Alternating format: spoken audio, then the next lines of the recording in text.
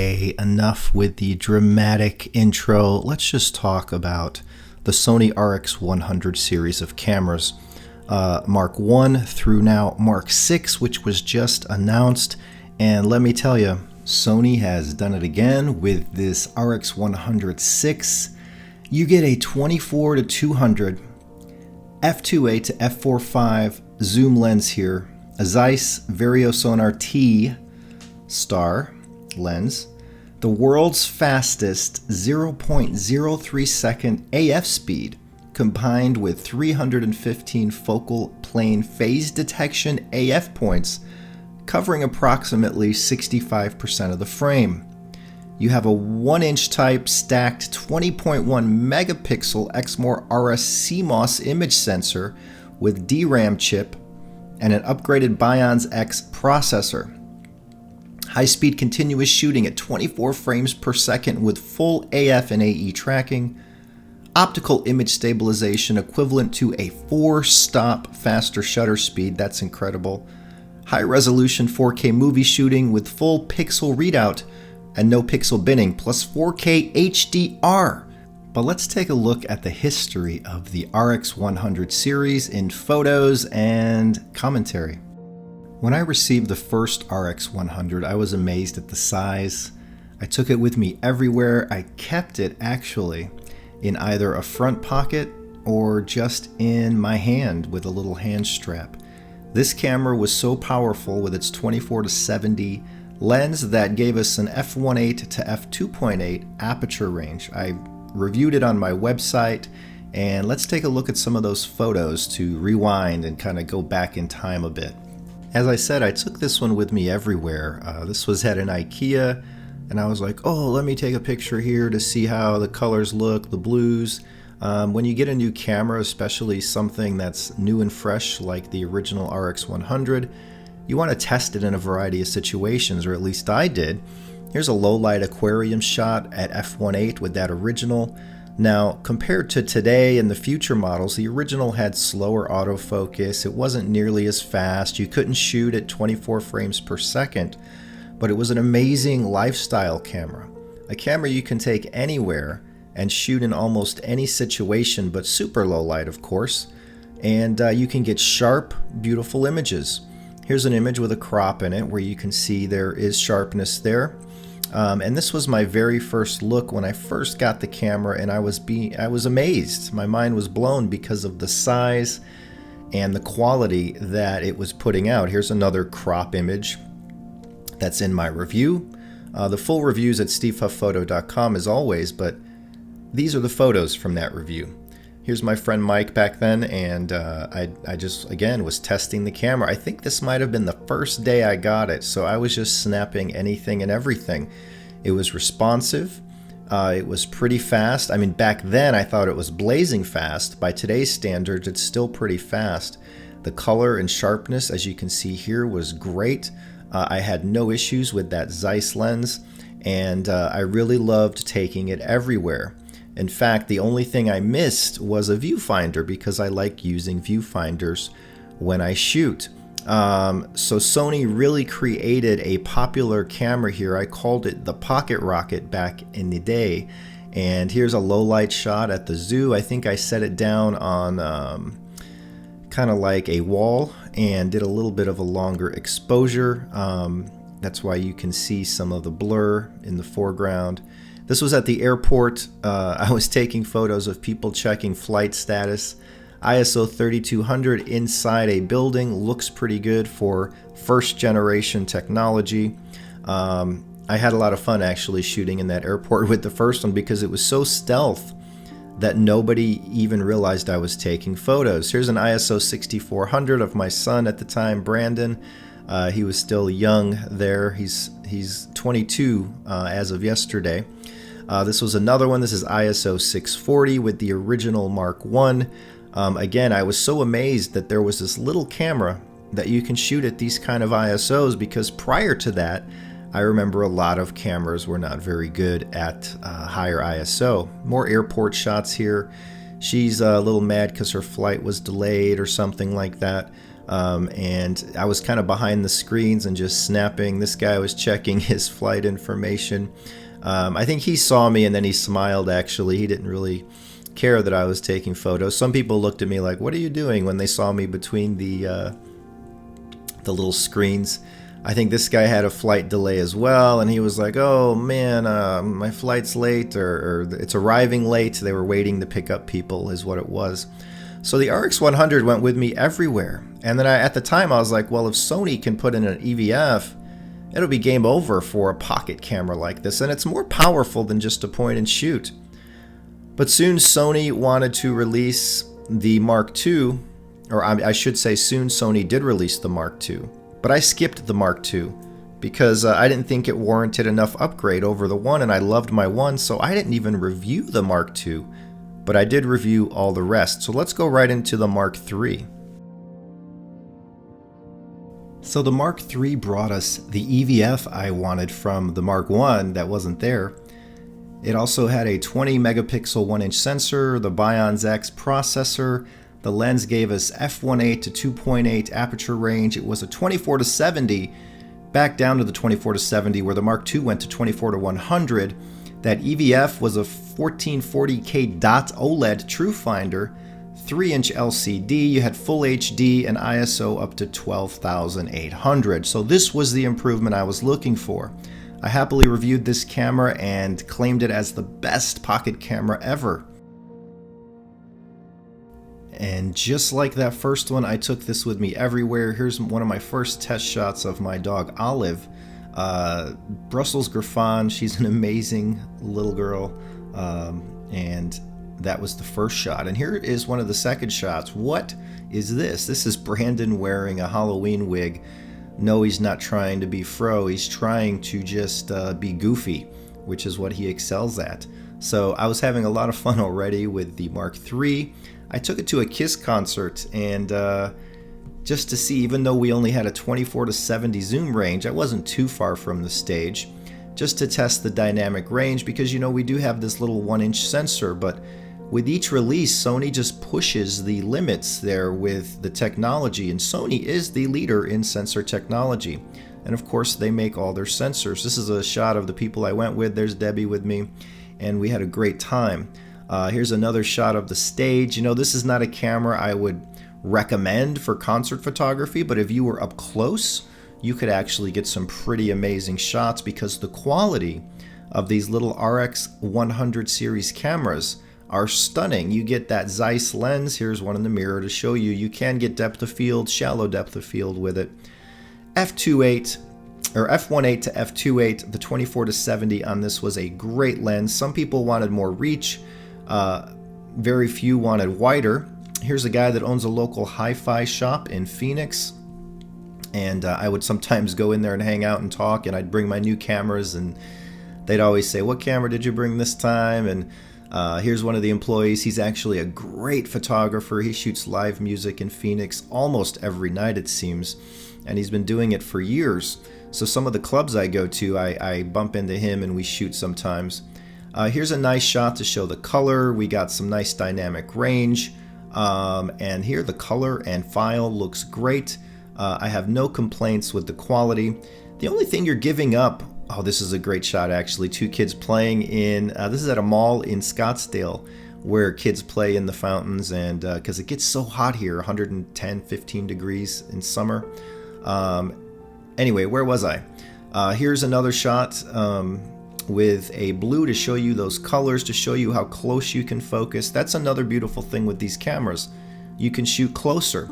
And while I did use the EVF and I welcomed the EVF, as you can see right here, the EVF wasn't the best quality. It's tiny, it's small, but the way it pops up out of the camera via a button, you flick a button, it pops up. When you're done, you push it back in. It keeps the body small. So I think it's an amazing design because it lets you use it if you want, and if you don't want to use the EVF, it's out of the way. It doesn't stick out. It doesn't. It's not always up, so it kind of stays hidden. Here's another picture of a kid playing in the water at the mall, and again, it was just, you have the camera with you. So when you take a camera like this, you don't even notice that it's in your bag, in your pocket, in wherever you take it. It's just so small, but the RX100 series also feels really well made. It feels solid. It doesn't feel cheap in any way. I would put this up against any camera of similar quality or similar price from Nikon or Canon, because you're getting a tiny size, a powerhouse sensor, great speed, everything that you would need in a camera such as this. So I enjoyed the Mark III. I gave it a very glowing review, but soon it was time for the Mark IV. So what did the Mark IV bring from Sony? Let's take a look. So just like the 2 brought incremental upgrades to the 1, the 4 brought incremental upgrades to the 3. You still have the 24-70, the 20 megapixel, the same aperture, but this time you have a sensor which is a stacked backside illuminated design, which helps in low light. So it's going to give you better low light.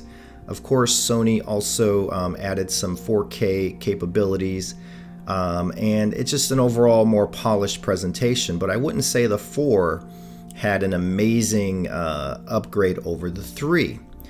So let's take a look at some images from the 4 as I talk about my experience with it. So the Mark IV Sony brought the same image quality. Actually, it probably improved a little bit with each version of the camera. Look at the sharpness and detail here, and this is just a small JPEG. This is not a full-size image, not even close. So it gave us some fantastic color and rendering. It added slow motion capabilities, the 4K capabilities, kept the viewfinder, added the backside illuminated sensor. But other than that, we didn't see a ton of upgrades. So again, while Sony released it, it was better than the 3, better than the 2, better than the 1. Look at that color performance, and this is just right out of camera. So each time they released one of these, it got better and better. So you had the selfie mode as well. You flip up the screen, you can take a selfie quite easily. Also, a lot of people use that for video reasons, so you can see or do talking to the camera, such as vlogging. A lot of vloggers picked up this camera and used this camera. Me, I felt for vlogging it was a little too slow with the AF, but that was fixed in the 5.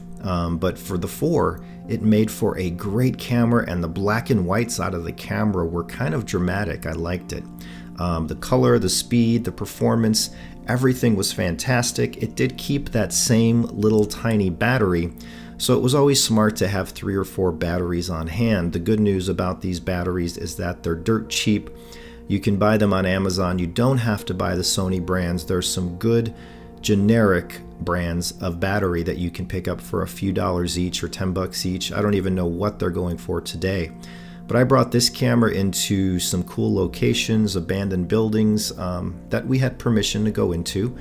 And I liked taking black and white images with this version. The Mark IV, for some reason, it just seemed extra polished, extra finished, like it was at the time, probably the definitive version of the RX100 series. I remember even saying, how can they make a little pocket camera even better than this? You know, and I didn't really understand at the time, as we usually don't, because we never know what is to come. But the RX100 Mark IV, this is a cool shot. I really like it. It just adds that warped reality dimension when you focus in on the cracked mirror.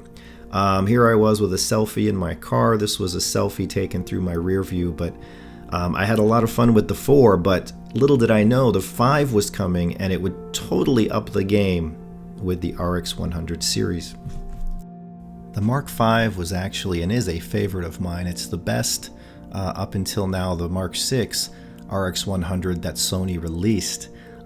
They released this one with big upgrades, especially to speed, 315 phase detection points, fast hybrid IF, 0.5 second AF. You can use AF tracking at 24 frames per second. They added some great 4K features, 4K 24 frames per second for up to 5 minutes. You have the high frame rate and the slow motion shooting. So you have all kinds of these features, frame rate up to 960 frames per second. So the Sony Mark V came with a lot of speed, and you still kept that anti-distortion shutter, of course. So speed was the name of the game. You can catch that decisive moment. Here I was shooting at high speed, and I caught this moment shooting at 24 frames per second. You can see her face through her dress sheen, and I thought it was just a beautiful photo, and I wouldn't have been able to catch that if it was not for those high frame rates. I then took it out to the streets of New York for a couple hours, maybe an hour, and shot some images out on the street. It was a bright sunny day. It was a little cool out, but it was overall beautiful.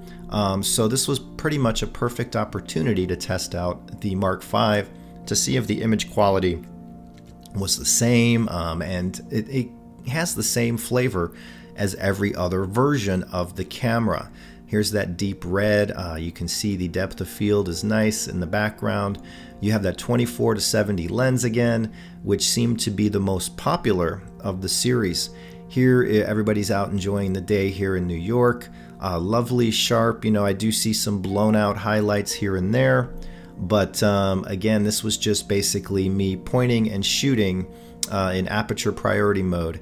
Here's some more high frame rate shots trying to catch that, that decisive moment kind of thing. Now, I've always been a believer in catching the decisive moment with one shot. I used, shooting a Leica M, you catch it in that one shot. But with a camera like this, for those who are not, able to do that all the time, this camera can pretty much guarantee that you'll catch that moment, because you can shoot 24 frames per second and pick the one you like best, the one that captures that moment. Here I was shooting some dancers, musicians, and it was all set up to be dramatic.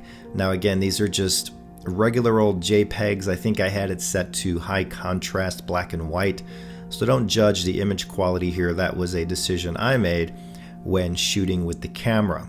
Now coming up here, some color images. You can see the clarity, the color, the image quality is fantastic. But with the 5 and having that EVF, having that illuminated sensor, having that better low light capability, having that insane speed and that crazy fast focus speed as well, you've never seen anything like this in a camera of this size. That's why all of the RX100 series cameras have been immensely popular for Sony. They sell very well, and there's a reason why they're up to Mark 6 as of now. Here's Gordon Lang from Camera Labs making a pizza. I made one too, and had a shot taken of me, but I never saw it. But here's Gordon taking that or making that pizza, and I used the RX100 for video and photo at the time, testing out some of the slow motion, which I'll show you here in a minute. This was just a street scene in New York, shooting through the fence at a construction worker who was looking down at the job, whatever it is they were trying to do. But I love shots like this where you're looking through something. And having that RX100 on me, again, you can just take whatever you want. You can snap 1,000 photos, go back home, and say, oh, I like this one, I like this one. Here I was walking by a mirror, and I didn't slow down. I just walked, pulled out the camera out of my front pocket, and snapped the picture. That's how quick you can get something with this camera due to the size. This one's just in my hotel. I thought I'd be interesting and squirt out a bunch of shaving cream and take a photo of it just to see the dynamic range, because that window in the back was bringing the exposure down. So I brought this out in post-processing and no problems at all. A lot of dog walkers out in New York on this day. This shows you the widest angle, 24mm of the camera. So getting a 24-70 field of view is nice. That's your typical lens, your main bread and butter lens on a DSLR, 24-70. It gives you all kinds of perspectives and ranges. So having the 24-70 was quite nice, though again, some people wanted longer, some people wanted wider, and Sony was about to fix this in the Mark 6, which is where we're at now. But here's some slow motion 120 frames per second to 960 frames per second video. You can check it out just in your pocket, guys. This fits in your pocket, so that's pretty crazy. But let's look at the specs of the new Mark 6. I'm excited to review this camera. It looks like it's going to be the best, and it's giving us 24 to 200 millimeter in your pocket. That's the big deal with the Mark 6. So here we are in June of 2018. Sony releases the Mark 6, which looks just like the original. Same size, same shape, pop-up EVF. We get the same body size. We get the 24 to 200. We get the AF is faster at 0.03 seconds AF speed with 315 focal plane phase detection points. 1-inch 20 megapixel sensor, upgraded Bionz X, high-speed shooting at 24 frames per second with full AF AE tracking, optical image stabilization with a 4-stop advantage. This is just amazing. They keep improving this camera. The RX100 Mark 6 comes in at $1,200. You can order it starting June 7th. I'll put links below to B&H Photo where you can pre-order it. Ships in July. This is going to be the hottest selling pocket camera ever, mark my words. I look forward to reviewing it. If you like this video, thumbs up and subscribe. More videos to come. This is Steve at stevephoto.com. I'll see you guys next time. Bye.